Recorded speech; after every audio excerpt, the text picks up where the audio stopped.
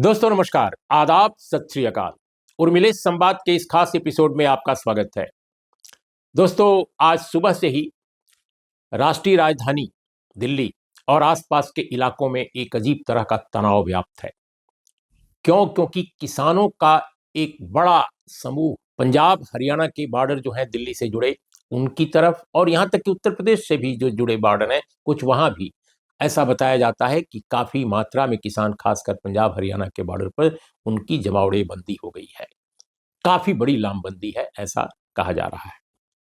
किसानों ने पहले ही सरकार को चेताया था, सरकार को ज्ञापन वगैरह दिए थे, क्योंकि जब केंद्रीय मंत्री तीन तीन अगर वो जाकर के उनसे बात कर रहे हैं, चंडीगढ़ में भी वार्ता हो रही थी, बीच में चीफ मिनिस्टर जो पंजाब के थे वो भी उसमें शामिल थे, बाद में वो नहीं वो रहे उसमें। तो इसका मतलब है कि सरकार और किसान जो नेता हैं, किसान संघों के जो नेता हैं, उनके बीच में संवाद था पहले से और दोनों तरफ से तैयारी भी थी।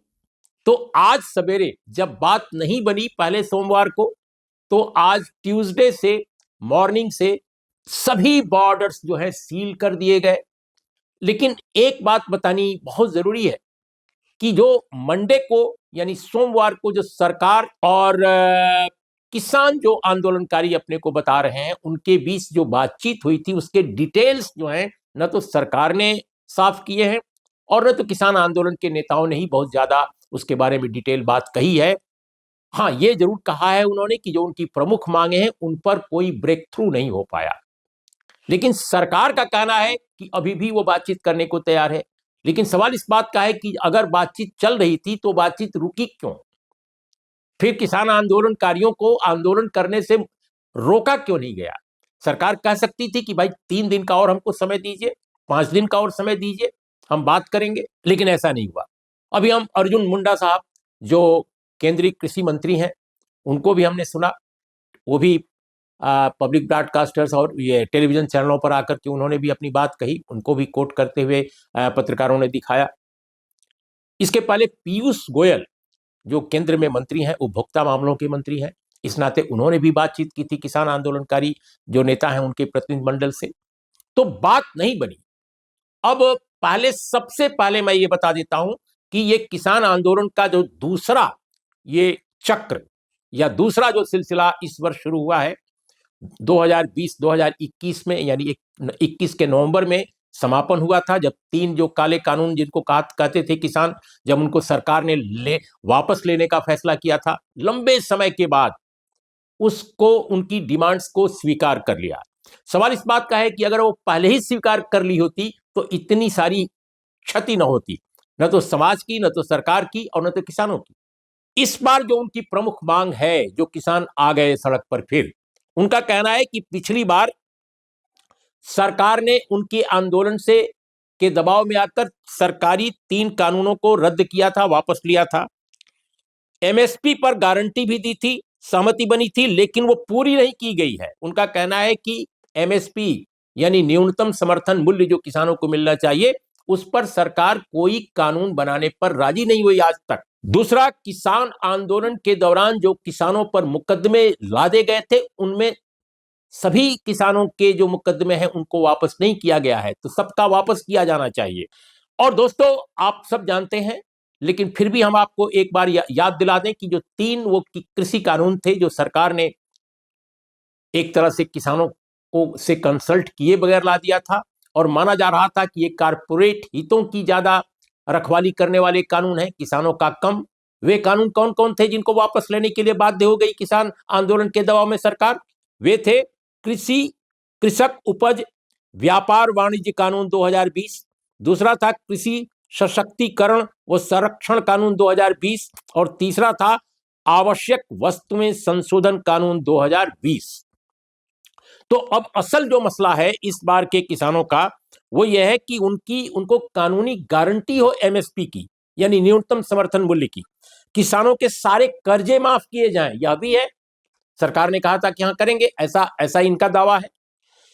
तीसरी बात कि स्वामीनाथन कमीशन फार्मूला लागू हो जाए। अब स्वामीनाथन साहब को अभी भारत रत्न की सम्मान से दिया है, नवाजा है भारत सरकार ने, और उन्हीं स्वामीनाथन साहब की अगुवाई में स्वामीनाथन आयोग बना था। किसानों का कहना है कि आप स्वामीनाथन साहब को आप भारत रत्न देते हैं, तो ऐसे रत्न की अगुवाई में जो कमीशन बना उसको आप क्यों नहीं मानते? तो उनका कहना है कि उसके रिकमेंडेशंस को, उसके फार्मूले को लागू किया जाए, फिर इसके बाद जो केसेस हैं उनकी बात है। दोस्तों, दिलचस्प बात यह है कि जो किसान आंदोलन 2020 और 2021 में हुआ, उसमें जो सबसे आगे जो किसान नेता थे और जो किसान आंदोलन के जो यूनियनें थी, उनसे कुछ अलग लीडरशिप इस बार दिखाई दे रही है। हमने दरियाफ्त करने की कोशिश की, जानकारी लेने की कोशिश की, तो हमें पता चला है हमारे सूत्रों के मुताबिक कि इसमें वो किसान आंदोलनकारी दावा कर रहे हैं कि इसमें 200 किसान यूनियनें इन्वॉल्व हैं। अब 200 किसान यूनियनें तो बहुत होती हैं, लेकिन उनका कहना है कि छोटे बड़े मझोले जो संगठन है किसानों के, उसमें 200 हैं। पंजाब से हैं और मध्य प्रदेश से भी बताई जाती हैं, हरियाणा से भी बताई जाती हैं, उत्तर प्रदेश से भी बताए जाते हैं, अलग अलग क्षेत्रों से बताए जाते हैं। इसमें जो सबसे बड़ी समस्या अभी आ रही है कि जो रास्ते रोक दिए गए हैं और जो किसान आंदोलनकारी हैं वो उन्हें तोड़े जा रहे हैं, जो बैरिकेड है उनको तोड़े जा रहे हैं। तो ऐसे में कन्फ्रंटेशन की स्थिति पुलिस प्रशासन, सिक्योरिटी फोर्सेस और किसान जो जत्थेबंदियां हैं उनके बीच होना लाजमी है। दोस्तों, मेरा यह मानना है कि किसानों के हक में है, समाज के हक में है और सरकार के भी हक में है कि किसी भी तरह का कन्फ्रंटेशन ना हो, किसी भी तरह की तोड़फोड़ ना हो, किसी भी तरह की हिंसा ना हो। न तो पुलिस कोई ऐसी कार्रवाई करे जिससे किसानों की क्षति हो, उनके जान माल की क्षति हो, और न तो किसान आंदोलनकारी ऐसा कोई काम करें जिससे कि समाज की, शासन की या उनकी अपनी क्षति हो। तो ऐसे में सबसे बेहतर तरीका क्या हो सकता है? दोस्तों, सबसे बेहतर तरीका यह हो सकता है कि फौरन भारत सरकार एक अपना विशेष प्रतिनिधिमंडल, मंत्रियों की एक कमेटी, बल्कि यूं कहा जाए एक मंत्रिमंडलीय समिति इसमें कंस्टिट्यूट करे, और वो मंत्रिमंडलीय समिति, मैं समझता हूं कि किसान आंदोलन जो करने वाले लोग हैं उनसे बात करें।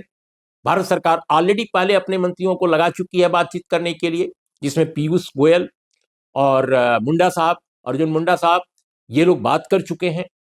और वो बातचीत अगर सक्सेसफुल नहीं हुई है तो बातचीत के सक्सेसफुल न होने से, एक चक्र अगर बातचीत या 2 चक्र बातचीत सफल नहीं हुई है तो उसको छोड़ा नहीं जाना चाहिए।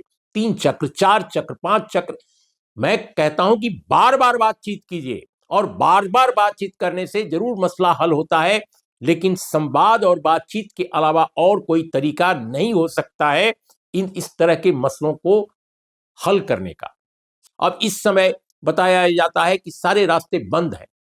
शाम जो लोग दिल्ली सुबह गए अपनी नौकरी करने, चाहे वो हरियाणा से गए हों या पंजाब के समी नजदीक के इलाके से गए हों या उत्तर प्रदेश से गए हों, अब वो लोग जब शाम को लौटना शुरू करेंगे और लौट रहे होंगे तो वो उनको कितनी कठिनाई का सामना करना पड़ेगा, इसकी कल्पना आप बैठे बैठे अपने घर में कर सकते हैं। और दोस्तों, इस बीच में पता चला है कि पिछले किसान आंदोलन यानी 2020-21 का जो किसान आंदोलन था, उसको नेतृत्व करने वाले संगठन एसकेएम ने, संयुक्त किसान मोर्चा जो था, उसने भी 16 फरवरी को, इसी 16 फरवरी को यानी 3 दिन बाद ग्रामीण भारत बंद का कॉल दिया है। और वो लगभग इन्हीं जो मांग है, ये जो डिमांड्स हैं जिसको लेकर अभी किसान आंदोलन पर उतरे हैं, किसानों का एक सेक्शन जो आंदोलन पर उतरा है, 200 किसान यूनियनें बता रहे हैं अपने आप को वो, तो लगभग इन्हीं डिमांड्स की पूर्ति के लिए, इनको पूरा कराने के लिए वे 16 फरवरी को ग्रामीण भारत बंद का उन्होंने कॉल दिया है। तो नमस्कार, आदाब, सत श्री अकाल।